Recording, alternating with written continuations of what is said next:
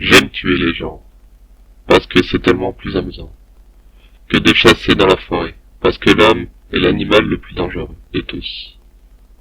Tuer quelque chose me donne l'expérience la plus excitante. C'est encore meilleur que de se faire une fille la meilleure partie, et que lorsque je mourrai au paradis, et tous ceux que j'ai tués deviendront mes esclaves. Je ne vous donnerai pas mon nom, parce que vous essaierez de me ralentir, ou de m'empêcher de collecter des esclaves pour ma vie après la mort.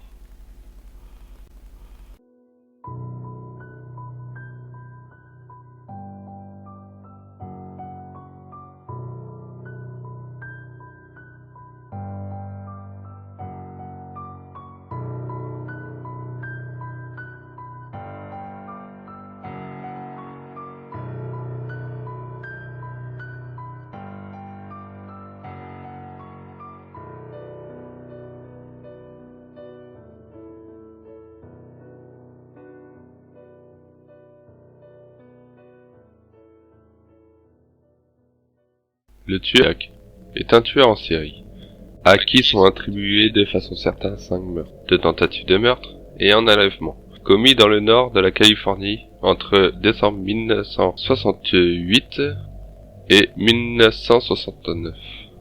Lui-même en ayant revendiqué 37, à travers des courriers énigmatiques envoyés à la presse, il y inscrivait des messages codés et signés d'un symbole zodiacal.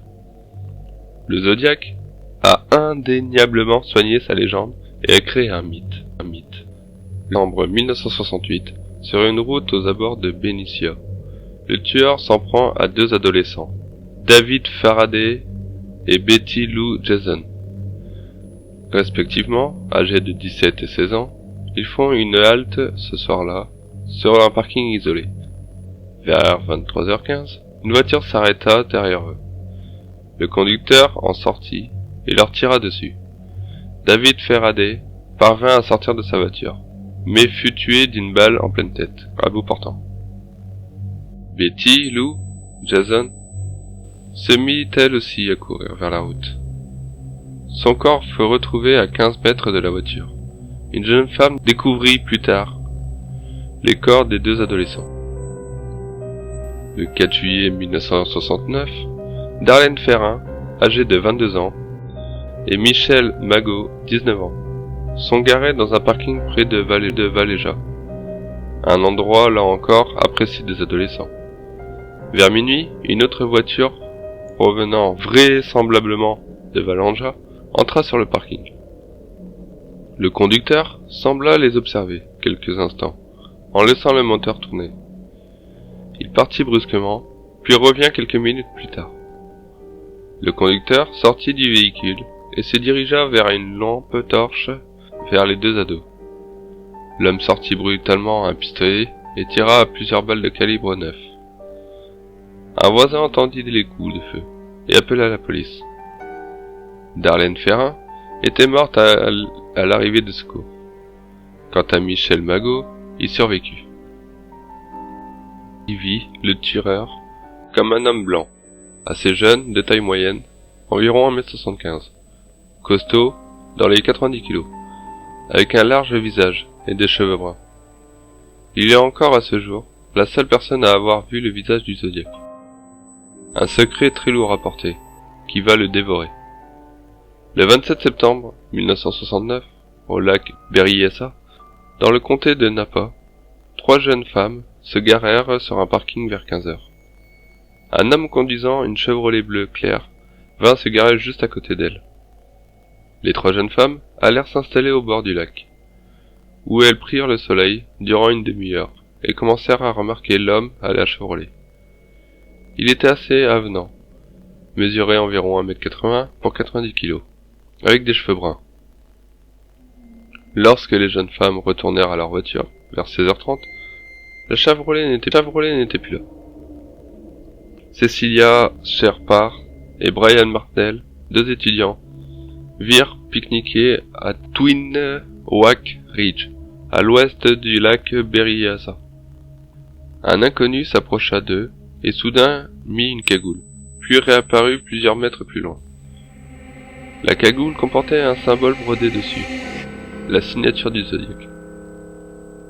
L'homme portait un couteau et un pistolet, et demanda aux jeunes gens de leur argent et leurs clés de voiture.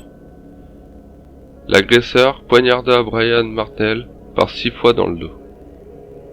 Il frappa la jeune Cecilia Sherpar de 10 coups de couteau, 5 fois devant et 5 fois dans son dos. Il les laissa pour morts et traça sur la portière son symbole et les dates de ses meurtres précédents. Le tueur se rendit ensuite à une cabine téléphonique et appela la police pour signaler l'agression. Brian Martell survécut à ses blessures. Cecilia succomba 2 jours plus tard. Le soir du samedi 11 octobre 1969, un chauffeur de taxi de San Francisco, Paul Steen, prit en charge un client à Union Square, à San Francisco, vers 21h55. Le passager tira dans la tête de Paul Steen à bout portant. Des témoins aperçurent l'homme penché à l'avant du taxi, alors qu'il prenait les clés et le portefeuille de Paul Steen. Il coupa ensuite un grand morceau de la chemise du jeune chauffeur, la trempa dans son sang et la prit avec lui, avant de s'éloigner calmement vers le nord. 2 jours plus tard, le Chronicle reçut une lettre du Zodiac alléguant la responsabilité du meurtre. L'adresse de retour était le symbole de la cible. Dans l'enveloppe, l'assassin avait glissé un petit morceau de la chemise de Paul Steen qu'il avait découpé. Tu parles. Je suis l'assassin du chauffeur de taxi sur Winston Maple cette nuit dernière. Pour le prouver, voilà un morceau de la chemise taché de sang. Je suis le même homme qui s'est fait les gens dans le nord de la baie. La police de San Francisco aurait pu m'attraper la nuit dernière s'ils avaient cherché correctement dans le parc au lieu de faire des courses avec leur moto pour voir qui faisait le plus de bruit. Les conducteurs auraient pu simplement garer leur voiture et rester assis tranquillement à attendre que je sorte de ma cachette. Les enfants des écoles font de belles cibles. Je pense que je vais éliminer un bus d'écoliers, tirer dans un peu avant, puis choisir les gamins qui s'en tirent. Le 22 mars 1970, Kathleen Jones roulait avec son bébé Jennifer sur l'autoroute 132 à l'ouest de Modesta. Une voiture se mit alors à klaxonner et lui a fait des appels de phare. Le conducteur remonta à sa hauteur, lui disant qu'une de ses roues était en train de vaciller. Elle se gara et l'homme se proposa de resserrer la roue. Il la détacha en fait, tant et si bien que lorsque Kelton Jones voulut repartir, la roue lâcha. L'homme lui proposa alors de la mener à une station de service, ce qu'elle accepta. Mais l'homme ne s'arrêta pas à la station. Interrogé par Kathleen Jones, l'homme donna pour toute explication que ce n'était pas la bonne. Kathleen Jones profita d'un arrêt à un stop pour s'enfuir. Arrivé au poste de police, Kathleen Jones identifia son kidnappeur comme étant le Zodiac, à partir du portrait robot affiché dans le poste. Lorsque la police retrouva sa voiture, celle-ci avait été brûlée, probablement par l'agresseur. La tentative d'enlèvement de Kathleen Jones, près de Modesta, est la dernière fois que quiconque ait vu le Zodiac en personne. Dans les années 1990, après avoir identifié 2 hommes différents et peu ressemblables à la description originale de son agresseur, Kathleen Jones a admis qu'elle ne pouvait même pas se souvenir si elle était mariée à cette époque. Se manifesta de nouveau et fit parvenir un courrier aux Chroniques le 20 avril 1970, incluant un petit message crypté et les plans d'une bombe. Le nombre de ses victimes s'élevait à présent, selon lui, à 10. Il expliquait cependant qu'il n'était pas celui qu'il avait anéanti ce bleu Méani avec une bombe au commissariat, tout en affirmant qu'il y a plus de gloire à tuer un flic qu'un enquêteur de la criminelle, parce qu'un flic peut riposter et vous tirer dessus. Il expliquait enfin que sa bombe du bus n'avait pas explosé à cause de la pluie, et qu'il allait en faire une autre. On soupçonne d'être à l'auteur de nombreuses agressions. On peut citer Robert Domingo, 18 ans, et Linda Howard, 17 ans, tués par balle le 4 juillet 1963 à Lampac, ainsi que Sherry Jo Butt, 18 ans, poignardé à mort le 30 octobre 1966 à Riverside. Mais qui était réellement ce Zodiac? Ça, personne n'a la réponse.